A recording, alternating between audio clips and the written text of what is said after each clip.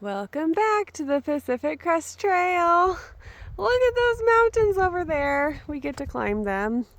Also, there's definitely toilet paper right there. That's the unglamorous part of the PCT. And I just want to advertise really quick that bidets are awesome. And if you ever have to poop in a hole and you're like, toilet paper, no, bidet. You can screw it onto your water bottle and squeeze it, and you're clean as a bean. Anyway, so dig a hole, people, bury your paper, and I hope you guys enjoyed that mountain view. If you're new here, my name is Suzanne, and I'm the writer and photographer for the blog Barking and Barkers. It is the 4th of August, almost 3 o'clock, 2:43. We are just leaving our lunch spot and diving back into the Green Tunnel of Washington. We're doing awesome. I am a little bit frustrated. If you heard the recording from yesterday, our little girls like to chase everything that moves, and it's driving me a little bit crazy because now Chloe in particular is much stronger than me. So if she sees something that she wants to chase, I kind of end up going with her.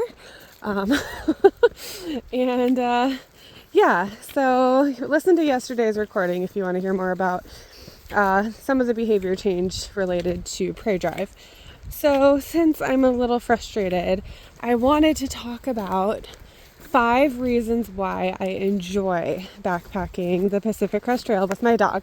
And sometimes we just have to bring ourselves back to the grand scheme of things. Like, this is such a rare opportunity, an amazing opportunity, something that most of the dogs in the world will never get to experience.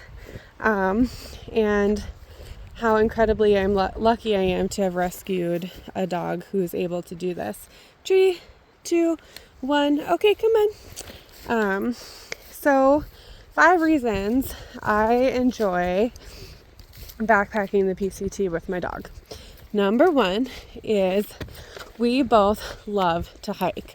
We both love this. We bond over this. We love to explore the world together. If she sees something that I've never seen before, she gets excited about it. I'll get excited about it. We are just hiking queens together, and it's one of the first things we did together. I mean, all dogs love to go on walks, but we prefer walks through the woods and walks on mountains and by waterfalls. And yeah, that's reason number 1 is we're sharing something incredibly special. And I don't think Chloe really understands how incredibly special this is. I think she just knows that she gets to hike every day for 6 months straight, and that makes her really happy. And me too. So that's number 1. Number 2, the second reason why I'm enjoying backpacking with my dog. She takes the time to enjoy the little things. So if there's a nice patch of grass that is sunny or particularly smelly, she'll just run to it and roll around in it and absolutely love it. Where I think if I'm without her, I lose that, I want to enjoy every little detail, and seize the moment and embrace it. And that's kind of an easy thing to lose when you're tired or exhausted. So just the fact that she enjoys every little thing, and she really does they both keep our spirits up when we're down or when we're struggling. Yesterday we walked a marathon, and I normally don't take the girls over 20 miles. We just had such a short day the day before. We really wanted to hit it hard, and we sure did. But even on a really long, really hard day, the girls were so funny. And I gave them peanut butter for lunch as an extra, we're burning a lot of calories. They needed some extra calories, and their faces, they were like shocked and so excited, and their eyes got so big, and they were just, oh, it was so cute. So, yeah, enjoying the little things, embracing the moments, making us laugh when we really want to cry. That's the second reason why I love to hike with Chloe. The third thing is kind of a more practical thing and also kind of a source of our problem, but they do a great job keeping animals away when we're eating. So even today, we weren't even eating. We were just sitting on a log, getting our water together, and this gray bird, started harassing us. I'm sure people are like, oh, it's so cool, let's feed him. Don't feed wildlife, because then you get crazy psycho birds attacking you. But when you have a dog, they will not let that happen. And the bird was a little bit too scared to get close to the girls, so he left us alone. But I'm sure people who don't have dogs probably have to deal with dive bombing gray birds. The other story that I really like was, as we were approaching the goat rocks, there were a lot of marmots around. And marmots are kind of big. Like, they were, I mean, if I have images of how big rats are in my brain, and they were that big. And they like come up to people. Again, I'm sure people think they're cute and they feed them, and don't feed the animals because they need to scavenge their own food. But there was one that got, keep going, really close to us, and the girls both just chased it away, and we continued to eat our lunch in peace without any marmots bugging us. So that's two stories of how the girls have successfully saved us from birds and marmots. And it is nice that they warn us when there's animals nearby, like they did with the barking thing yesterday. So they keep us safe. They have our backs. And that's number 3, why I love to hike with my dog. Number 4, let's see, I had these all in my brain, and now we're walking instead of eating, so it's harder to think of them. I think it's great that the girls like enjoy finding berries and picking them off of the plants. Like, those are all strawberries right down there. This is not the one I thought of at lunch, but Freyja in particular will like just stop and eat the berries. So then we kind of notice like, oh, there's an edible plant right there. And there Seth goes, walking past a huckleberry. It's hard to avoid them. It's hard to walk past them without eating them, I mean. So it is kind of fun that they draw our attention to edible plants, huckleberries, thimbleberries, raspberries, strawberries, all of these plants the girls will stop and try to eat.